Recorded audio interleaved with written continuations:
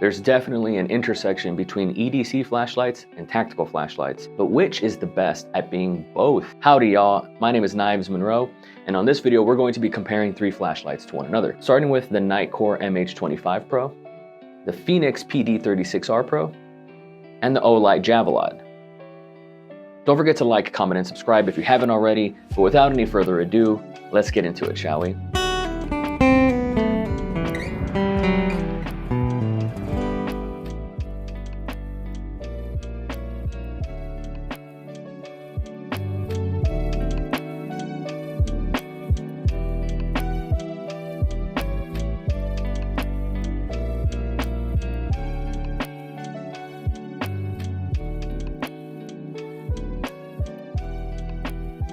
The Nitecore MH25 Pro is equipped with an innovative NiteLab UHI 40 LED delivering a staggering 3,300 lumen output with an impressive throw of 771 yards, equivalent to the length of more than 6 football fields combined. The Fenix PD36R Pro reaches a maximum 2,800 lumen turbo mode.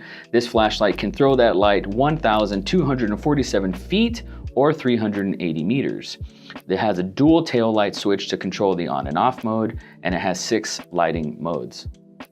The Olight JAVELOT delivers a max output of 1,350 lumens and a max throw of 700 meters. This flashlight was made to throw. It has dual switches, a metal side switch for everyday use, and a programmable tail switch for quick deployment and tactical scenarios. When it comes to comparing these three flashlights and seeing what's the best tactical EDC, I want to start off with its design, and we're going to start off with the PD36R Pro. I want to talk about the knurling first. It's really minimal when it comes to the knurling. I have clammy, wet hands just naturally, and we'll talk about this later, but when it comes to the heat dissipation, this flashlight gets hot very fast. So that added moisture in my hands when this flashlight's temperature rises makes this really hard to grip onto. So the knurling's just so minimal and not very deep as I'd like it to be. And that's not necessarily a bad thing. I definitely recommend wearing gloves, textured gloves, when it comes to holding onto a flashlight like this. So then we'll jump into the Olight JAVELOT's knurling, which has a basketball or baseball pattern to it, which is really good for grip. It also feels very nice in my hand personally. I don't think I'm gonna drop a flashlight like this. So it's really strong and really solid, made of great material too. So this isn't going anywhere in my hands. Between the three, the knurling and the MH25 Pro has the deepest grooves, which is perfect for my hand personally. I definitely feel like it has a solid texture to it, like it could do damage if you had to hit something or use it in self-defense as well. It definitely feels like it can take a beating, which is going to come in handy when it comes to the tactical use as well. So going from the knurling, I want to talk about the heat dissipation of these flashlights. These flashlights get hot because the lumen output is just so strong. Right here, it's already adding moisture to my hand. This is the MH25 Pro. The heat dissipation is really good on this flashlight. It gets hot, but it doesn't burn your hand. The Olight JAVELOT, for its power and its throw, does not get as hot as you'd think it would. The heat dissipation is superb when it comes to this flashlight, which is a big selling point and a great feature for this particular flashlight. Which brings me to the PD36R Pro's heat dissipation. This flashlight gets burning hot, and it gets hot very fast. This is one of those flashlights that if you had to start a fire, you could definitely do that. The heat dissipation, there is a logo on it that lets you know that it gets hot, which for tactical use for me is kind of a bummer because it's going to create more moisture in my hands if I'm not wearing gloves, leading me to dropping the flashlight, which is no use for anybody. Let's talk about the tail switches of these flashlights. The PD36R Pro has a dual tail switch, one for turning on and one for going through its flash modes. What I love about this is it's perfect for a single hand use. Out of the three, it has my favorite tail switch. The Olight JAVELOT's tail switch is very good as well.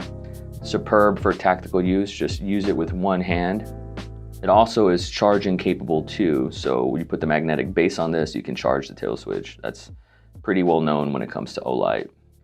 I don't have anything bad to say about this tail switch. I think it's actually really perfect. Which leads me to the MH25 Pro, just a single switch right there. Because of that single tail switch and the side switch over here close to the bezel, you have to use two hands to operate it. Well, I do anyways. It's not as tactical as I'd like it to be, but it's perfect for an everyday carry.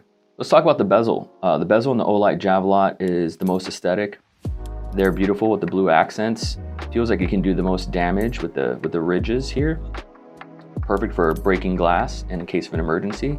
Good for tactical use. The Fenix PD36R Pro's bezel is the most minimal. It has really good deep grooves right here, but I don't feel like it can do a lot of damage if I had to break glass. That's just my opinion. Please don't eat me up in the comments for that, or feel free to. But I gotta give it to the MH25 Pro's bezel. It's just really sturdy, really strong, good. It's kind of like a mix of the two. Really strong, deep, and perfect for breaking glass in a pinch. The PD36R Pro cannot tail stand, but the MH25 Pro and the Olight JAVELOT can, which is perfect for hand-free use. Next, I want to talk about its charging.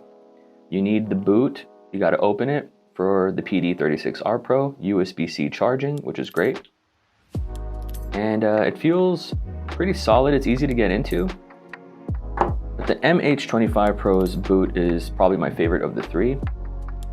It just feels like the most secure and water resistant as well. Also charges with a USB-C.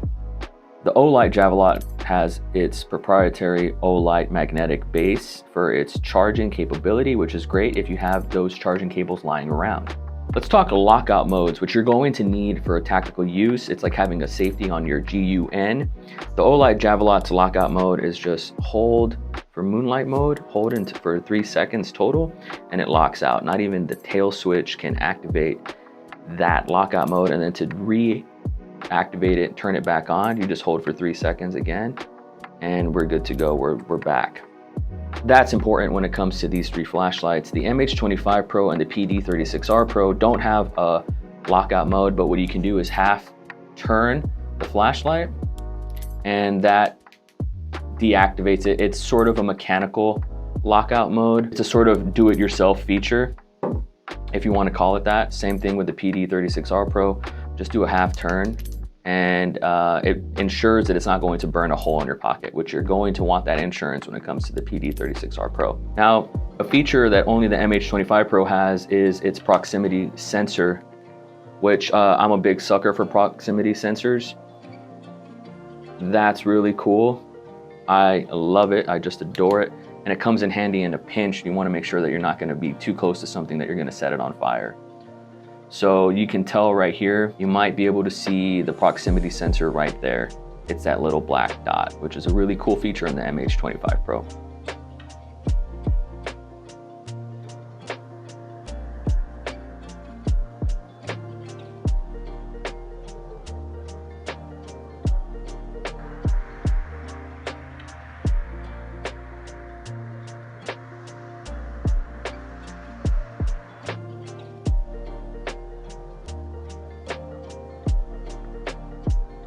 Obviously, when it comes to being drop resistance, the PD36R Pro and the MH25 Pro are both 1 meter, but the JAVELOT's 1.5 meters. The JAVELOT is IPX8, which means it's not dust proof nor dust resistant. So when it comes to the price difference, the Fenix is $119.95, the Olight is $104.99, and the Nitecore is $99.95. So what are my personal thoughts? Well, first I want to say that I have slippery, watery, clammy hands, and so I drop stuff all the time, and I need a very strong grip when it comes to my EDC, and I need something that's built like a tank that's not going to break if I drop it. I need something that's USB-C chargeable. Why? Because that's what's easiest for me. My computers are USB-C chargeable, my cameras are USB-C chargeable, and I need my EDC flashlights to be USB-C chargeable too. I have a USB-C charger in my car. so I'm ready to go at all times. USB-C is the most reliable and consistent for me. I like LED battery indicators to know how much juice that I have left with the least amount of friction as possible. I just want to be able to look at my flashlight and see what it is. I want the highest lumen possible in the smallest body at the lightest weight, but at the same time, if I'm using turbo mode, I don't want to be burning my hands after 30 seconds of use, so the heat dissipation needs to be there. Number one with a bullet is the MH25 Pro. I am a sucker for the proximity sensor. The grip is outstanding. It just belongs in my hand. The output is extraordinary at 3,300 max lumens. It's USB-C chargeable, and its tail stand capability make it great for hands-free use. Number two is the PD36R Pro. Just using this outside in real world use, this flashlight blew me away. You can operate it entirely with one hand. Out of the three, it gets the hottest the quickest. It's probably the easiest to use though out of the three. It's very intuitive. I love the one hand operation, and it's superb for tactical use. Number three by default is the Olight JAVELOT. Now, I don't have a lot of negative things to say about the JAVELOT. It has a great design. The pressure switch is a nice option. The holster is great, and it's a big thing for EDC. It has a terrific holster. It has the farthest throw of the three, and I know the comments are going to eat me up for this, but brightness isn't everything, folks. I'm a big fan of the dual switch. I appreciate the amount of control that I have and its ease of use. It has incredible heat dissipation. It doesn't get burning hot like the PD36R Pro. And like I said, I don't have a lot of bad things to say about the JAVELOT, but if I had to reach, I'd say I wish the runtime was a little higher. So what do you think? Which flashlight was the best tactical EDC? Comment below and let us know. If you've made it to the end of the video, don't forget to like and subscribe. Thank you guys so very much for watching, and we'll catch you guys in the next video.